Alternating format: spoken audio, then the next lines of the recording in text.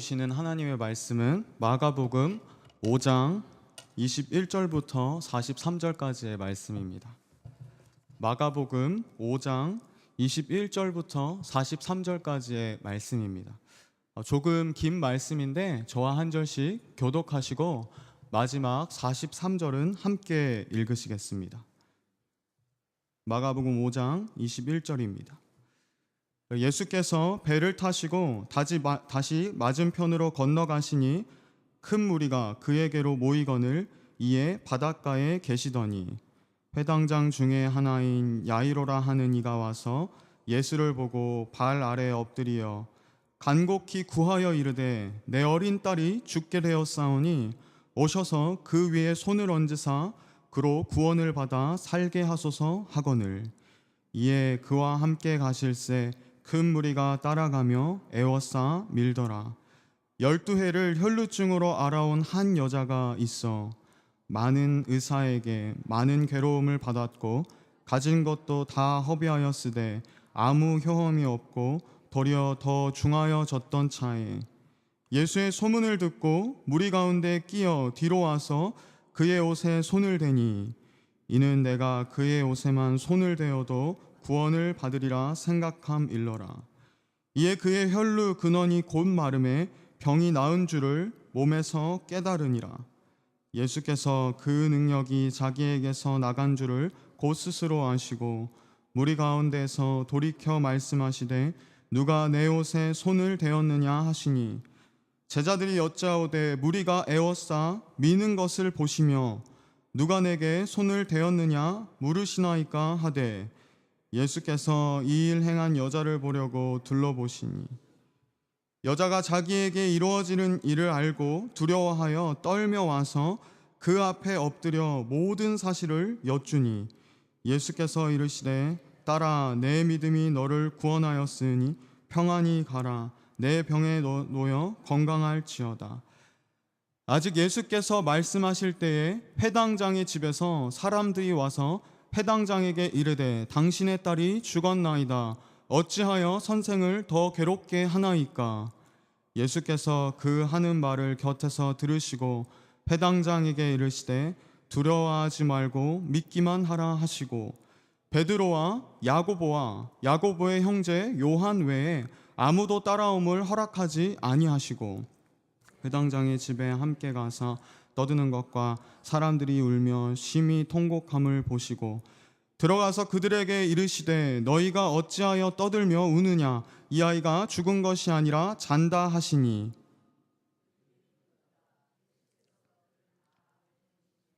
아이의 부모와 또 자기와 함께한 자들을 데리시고 아이 있는 곳에 들어가사 그 아이의 손을 잡고 이르시되 달리다굼 하시니 번역하면 곧 내가 내게 말하노니 소녀야 일어나라 하심이라. 소녀가 곧 일어나서 걸으니 나이가 12살이라. 사람들이 곧 크게 놀라거나 함께 읽으시겠습니다.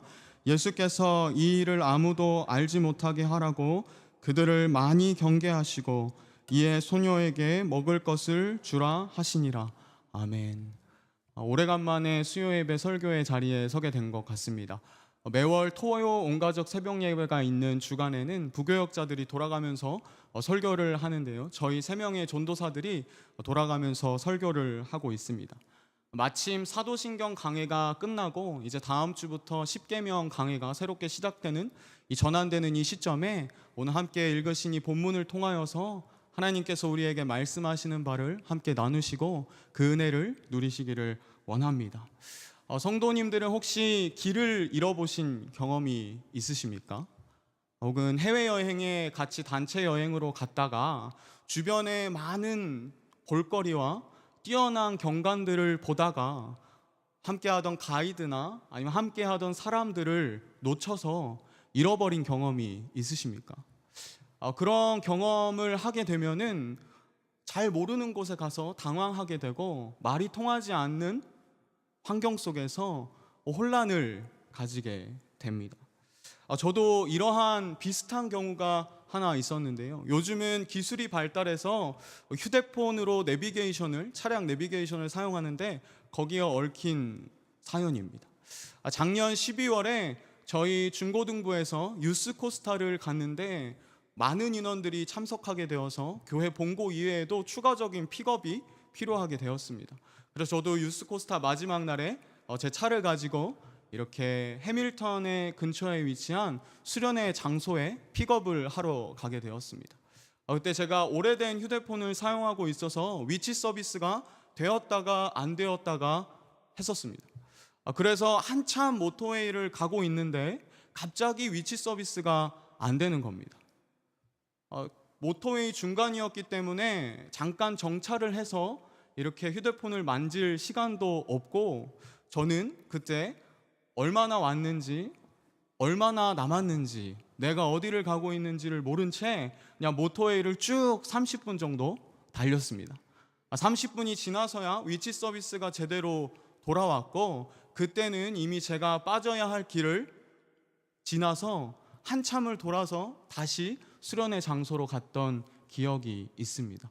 이렇게 길을 잃어버리게 되면은 예상하지 못했던 변수 때문에 내가 계획했던 시간에 맞춰서 도착하지 못할 수도 있고, 이런 당황한 경험을 하게 됩니다.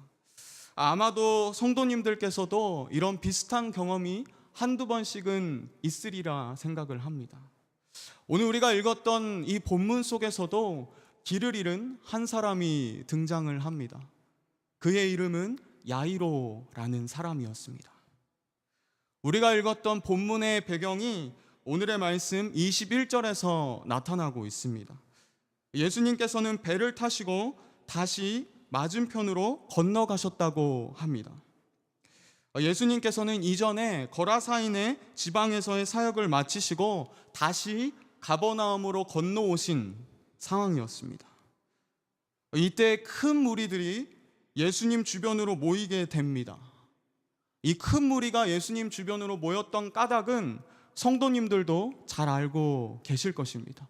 이 이전의 본문에서 마가복음 5장에 이르기까지 예수님께서 하셨던 일들 때문이었습니다.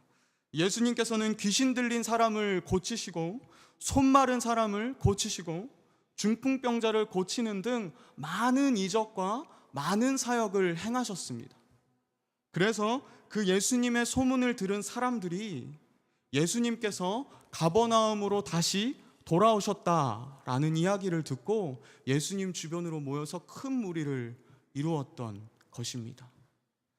그리고 그 무리들 중에 오늘의 이야기의 주인공인 야이로라는 사람도 등장을 합니다. 마가는 오늘의 본문 22절에서 야이로를 회당장 중에 하나라고 소개를 합니다. 회당장은 당시에 회당을 관리하던 직책을 의미합니다. 회당장 중에 하나였던 야이로는 분명히 많은 권위와 많은 권력을 가지고 있었을 것입니다. 그런데 그러한 야이로가 예수님을 보고 발 아래 엎드립니다. 당시의 종교 지도자들과 예수님 사이에는 많은 긴장이 존재했습니다. 종교 지도자들은 예수님을 대적하는 상황이었고, 예수님들도 종교 지도자들을 꾸짖고 교훈하시는 그러한 내용들이 복음서에서 많이 살펴볼 수가 있습니다. 오늘 아침에 저희가 큐티했던 본문들 속에서도 서기관들과 바리새인들을 꾸짖으시는 예수님의 말씀이, 또한 주일 설교에서도 사두개인들과 예수님과의 논쟁이 나타나 있는, 그래서 종교 지도자들과 예수님 사이에는 긴장이 존재했던 것을 우리가 확인해 볼 수 있습니다. 그런데 회당장이라는 사람이, 이 종교 지도자가 이 많은 권위와 권력을 가지고 있던 그 당시에 그 사람이 예수님의 발 아래에 엎드렸다는 것은 이 당시에 상당히 이례적인 일이었습니다. 쉽지 않은 일이었습니다. 회당장인 야이로가 왜 이런 일을 했을까요? 그 이유가 23절에 이어서 나타나고 있습니다. 왜냐하면 그의 어린 딸이 죽게 되었기 때문입니다.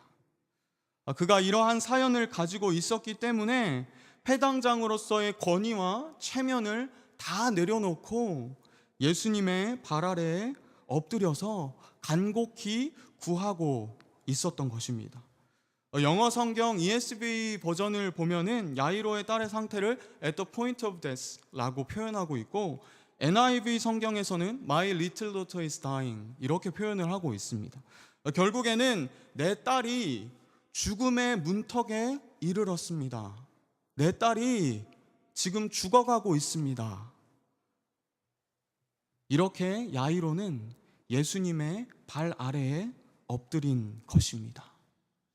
그의 딸이 죽어가고 있는데 그에게 체면과 권위 따위는 중요한 것이 아니었습니다. 아마도 야이로는 예수님을 알고 있었을 것입니다. 마가복음 1장 21절부터 28절까지를 살펴보면은 예수님께서는 이미 가버나움 회당에서 더러운 귀신 들린 사람을 고치셨습니다. 야이로는 실제로 그 자리에 있었을 수도 있고, 아니면 만약에 그 자리에 없었다면 주변의 사람들을 통하여서 예수님께서 더러운 귀신 들린 사람을 고치셨다는 그 이야기를 분명히 전해 들었을 것입니다. 그래서 가버나움으로 돌아오신 예수님을 보자마자 야이로는 그 발 앞에 엎드린 것입니다. 야이로의 심정은 말 그대로 벼랑 끝에서 지푸라기라도 잡는 심정으로 많은 논란이나 많은 이슈거리를 감수하고 예수님의 발 앞에 엎드려 도움을 구한 것입니다. 그의 간절한 부탁에 24절에서 예수님께서는 그와 동행하기 시작하십니다. 24절입니다. 이에 그와 함께 가실새 큰 무리가 따라가며 애워싸 밀더라. 이때 수많은 무리도 함께 그들을 따라갑니다. 여러분, 이 상황을 한번 상상해 보시겠습니까? 너무나도 다급하고 너무나도 절망적인 얼굴을 하고 걸어가고 있는, 총총걸음으로 걸어가고 있는 이 회당장 야이로와 그의 옆에서 평온한 얼굴, 평안한 얼굴을 하시고 함께 걸어가고 계신 예수님, 그리고 그들을 따르며 애워싸며 밀며 앞으로 어떤 일이 벌어질까 궁금해하며 그들을 따라가고 있는 큰 무리들. 아마도 1분 1초가 급박한, 정신이 없는 그러한 상황이었을 것입니다. 그런데 갑자기 한 여인이 등장을 합니다. 잘 가고 있던, 그의 계획대로 잘 하고 있던 야이로가 길을 잃게 된 것입니다. 그리고 그 상황은 혼란 속으로 빠져들게 됩니다. 오늘의 본문에서는 그 여인을 12해를 혈루증으로 앓아온 한 여자라고 표현을 합니다. 25절에서 나오고 있는데요, 이 여인이 갑자기 등장해서는 예수님의 옷자락을 만지고 치유를 받습니다. 회복을 하게 된 것입니다. 그런데 예수님께서는 굳이 그 여인을 찾으시고 대화를 하십니다. 이때 야이로의 심정이 어떠했겠습니까? 회당장 야이로의 심정이 어떠했겠습니까? 안 그래도 급한데, 안 그래도 지금 당장에 예수님과 함께 달려가서 자기의 딸의 상태를 보고 자기 딸을 고쳐주셔도 모자를 파네. 예수님께서 이 여자와 이 여인과 대화를 하고 있는 것입니다. 야이로의 심정에는 너무나도 조급한 마음이, 다급한 마음이 들었을 것입니다.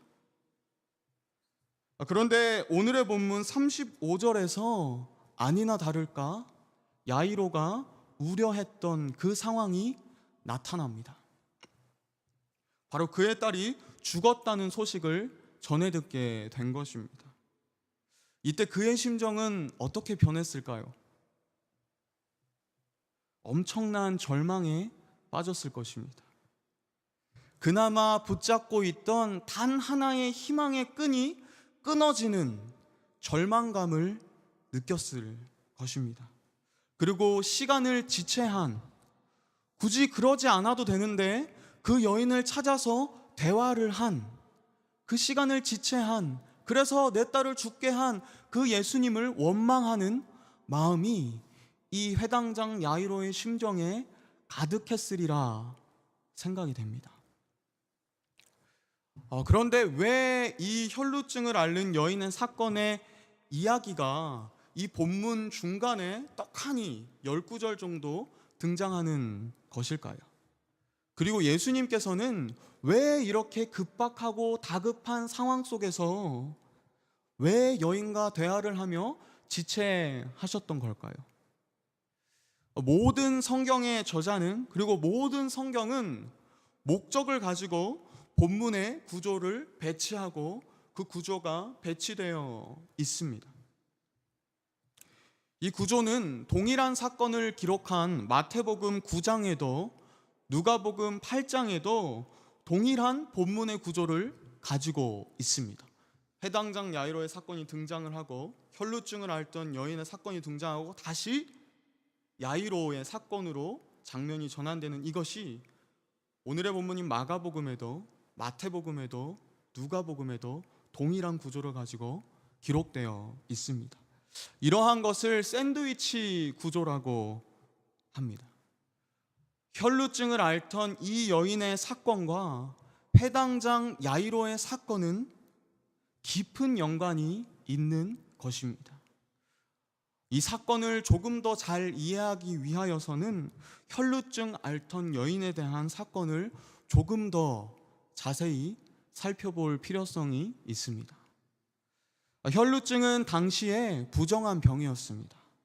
레위기 15장 25절부터 27절까지를 살펴보면 이 혈루증을 앓는 사람은 그 혈루증을 앓는 자신뿐만 아니라 그 사람이 머물렀던 자리, 그리고 그 사람과 접촉했던 사람마저도 부정하게 만드는 그러한 부정한 병이었습니다. 오늘의 본문 25절에서 그 여인은 혈루증을 12년간 앓았다고 합니다. 12년이라는 긴 시간 동안 이 혈루증을 앓으면서 그녀가 겪어야 했을 고통과 고난은 말로 다 설명할 수 없을 것입니다. 사람들의 손가락질을 받아야 했고, 공적인 자리와 사람들이 모인 자리에는 참석하고 갈 엄두도 못 냈을 것입니다. 그녀는 이 병을 고치려고도 많은 노력을 했을 것입니다. 26절에서는 많은 의사에게 많은 괴로움을 받았다라고 표현되어 있는데, 이것은 의학의 도움을 얻어서도 그 병을 고치지 못했다는 것을 의미합니다. 병을 치료하는 노력 중에 그녀가 가진 것도 다 허비하였고, 오히려 그 병은 고쳐지지 않고 더 심각해지고 있던 그러한 절망적인 상황이었던 것입니다. 이러한 상황 속에서 그녀는 예수님의 소문을 듣고 무리 가운데로 들어와서 예수님의 옷에 손을 대었던 것입니다. 여기까지 나오는데 그녀에게는 엄청난 용기와 엄청난 믿음이 필요했을 것입니다. 사람들이 많은 공적인 자리에 나온다는 것 자체가 엄청난 도전이었을 것이고, 그녀가 만지는 모든 것이 부정해진다는 그 현실 속에서 사람들이 따르고 있던 큰 무리에게 인기가 있던 그 예수님의 옷자락을 만진다는 그것 자체가 엄청난 용기를 내서 한 행동이었을 것입니다. 그녀는 간절한 이러한 마음을 가지고 예수님의 옷자락을 만졌고, 그녀의 몸은 치유를 받게 됩니다. 혈루의 근원이 마르게 되었다라고 29절에서 기록되어 있습니다. 30절에서 예수님께서는 자기에게 능력이 나간 것을 아시고 누가 자신의 옷자락을 만졌는지를 찾으십니다. 32절에서는 예수께서 이 일 행한 여자를 보려고 둘러보시니 라고 표현되어 있습니다. 예수님께서는 이 모든 사실을 알고 계셨습니다. 그 여인이 예수님의 옷자락을 만졌고 그녀의 병이 나았다는 것을 이미 알고 계셨던 것입니다. 이 여인은 두려워 떨며 예수님의 발 아래에 엎드립니다. 아마도 이 동네 사람들은, 가버나움에 살고 있었던 이 동네의 사람들은 이 여인을 잘 알고 있었을 것입니다. 여인은 사람들의 시선이 두려웠을 것이고, 부정한 자신이 예수님을 만졌다는 사실 앞에 두려워 떨었을 것입니다. 자신이 고침을 받은 것은 너무나도 기쁘지만 앞으로 일어날 일에 대하여서 어떻게 감당해야 할까? 이러한 두려워 떠는 마음이 그녀에게 있었던 것입니다. 두려움에 떨고 있는 이 여인에게 예수님께서는 34절에 이렇게 말씀하십니다. 예수께서 이르시되 딸아, 내 믿음이 너를 구원하였으니 평안히 가라. 내 병에서 놓여 건강할지어다. 딸아, 내 믿음이 너를 구원하였으니. 그렇습니다. 예수님께서는 단지 이 여인의 병을, 이 병만을 고쳐주신 것이 아니라 그 여인에게 믿음을 허락하신 것입니다. 그 긴급하고 급박한 상황 속에서 예수님께서 굳이 이 여인을 찾으시고 대화하신 이유는 이 여인에게 믿음을 심어주기 위하여서였습니다.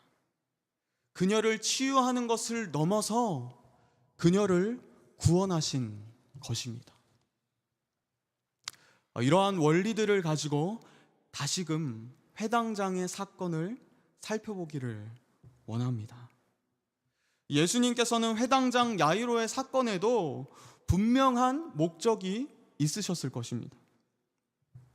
단지 야이로의 딸을 치유하는 것에, 고쳐주는 것에 목적이 있었다면은 굳이 예수님께서 그 야이로와 동행하지 않으시고, 굳이 그 집에 찾아가지 않으시고, 당장이라도 예수님께서는 그 아이를 고쳐주셨을 것입니다. 왜냐하면 예수님은 충분히 그렇게 하실 수 있는 분이셨기 때문입니다. 여러분들도 잘 아시다시피 마태복음 8장에 보면은 백부장과 하인에 대한 이야기가 나옵니다. 예수님께서 백부장의 하인을 고쳐주신 이야기입니다. 그 이야기를 잘 살펴보면은 백부장이 예수님께 찾아와서 믿음으로 그 하인을 고쳐줄 것을 간청을 합니다. 예수님께서는 그 간청하시는 백부장의 믿음을 보시고 그 자리에서 그 하인을 고쳐주십니다. 그 하인에게 가지도 않으시고 그 자리에서 고쳐주신 것입니다. 예수님은 충분히 이렇게 할 능력이 있으셨습니다. 하지만 오늘의 본문 속에서 야이로와 동행하시고 그의 집에 찾아가신 이유는 그 사건에 대한 목적이 예수님께서 분명히 있으셨기 때문입니다. 다시 35절로 돌아가 보겠습니다. 자신의 딸이 죽었다는 소식을 들은 야이로는 절망했을 것입니다.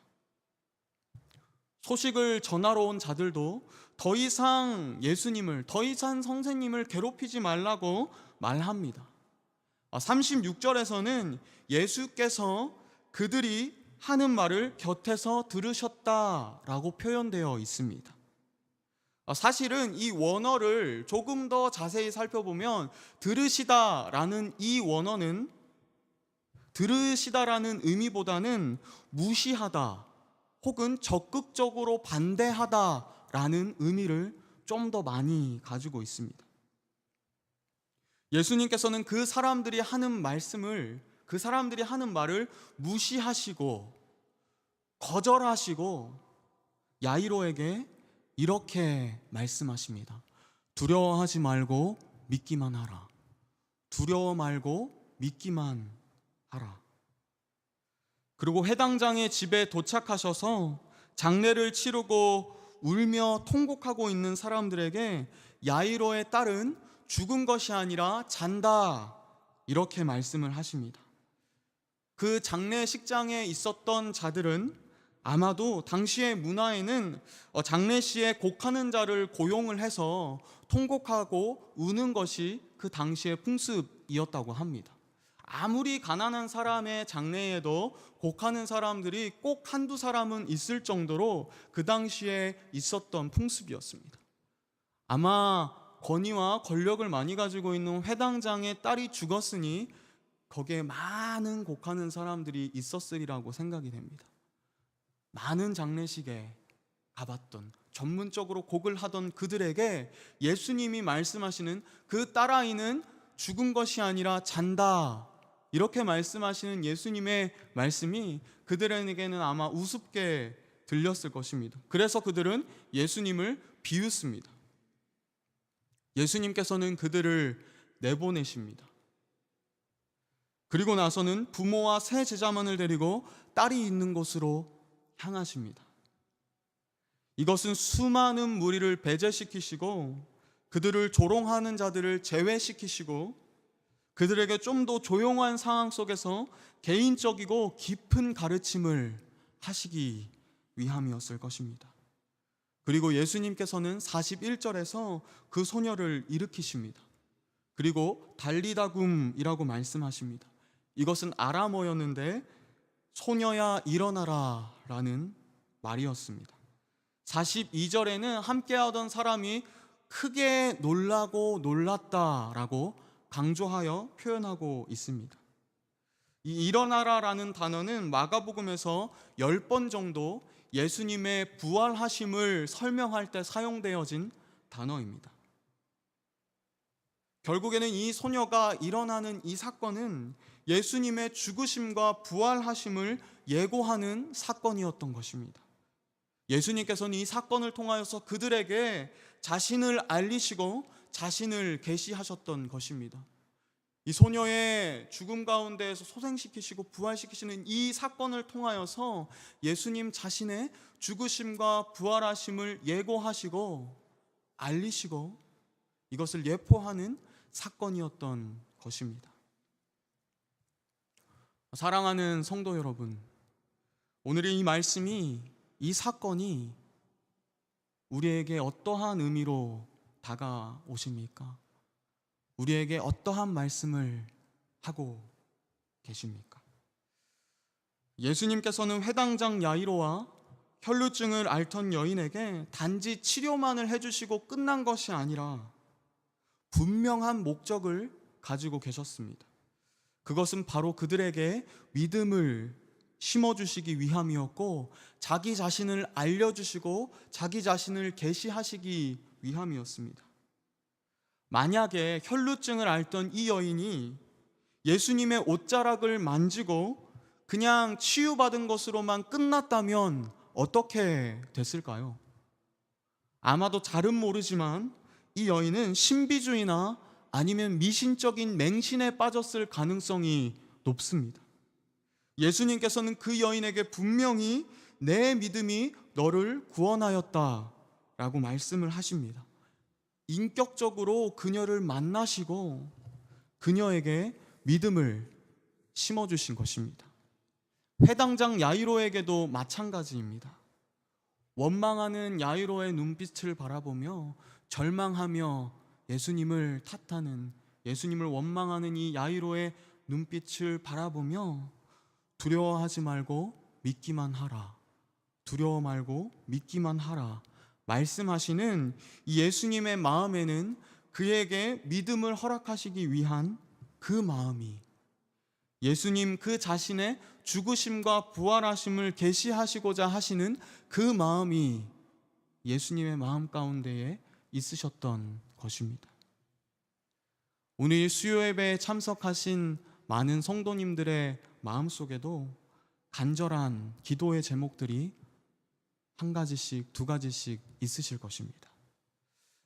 그것은 끊이지 않고 우리를 괴롭히는 어떠한 혈루, 우리가 끊을 수 없는 어떠한 죄의 문제, 그러한 부분일 수도 있고, 아니면 죽을 것 같이 우리를 죄어오는 어렵고 힘든 상황일 수도 있습니다. 그런데 분명한 것은 예수님께서는 그 상황을 넘어서 어떠한 목적을 가지고 계십니다. 모든 섭리를 주관하고 계신 분이십니다. 우리는 이 상황 속에서 어떠한 반응을 보입니까? 선생을 더 이상 괴롭히지 말라는, 예수님을 비웃는 이 세상의 여러 소리를 들으면서 혹시나 절망하고 있지는 않으십니까? 이 시간 모든 상황을 주관하시며 우리가 처한 상황 속에서 분명한 목적을 가지고 계시는 이 예수님을 바라보며 함께 기도하며 나아가기를 원합니다. 기도할 때에 우리의 어려운 상황을 해결해 달라고 기도하는 것도 중요하지만 그것보다 더 중요한 것은 우리의 상황을 넘어서 역사하고 계시는 하나님의 뜻과 목적을 깨닫는 것이 더 중요한 것 같습니다. 예수님께서는 오늘도 우리에게 이렇게 말씀하고 계십니다. 두려워 말고 믿기만 하라. 두려워 말고 믿기만 하라. 세상의 소리들은 우리를 너무나도 두렵게 합니다. 여러 현실적인 문제들, 경제적인 문제들, 가정의 어려움, 관계의 어려움, 아니면 교회 내에서의 여러 가지 어려움들, 우리를 절망하게 만드는 일들이, 우리를 절망하게 하는 소리들이 너무나도 많습니다.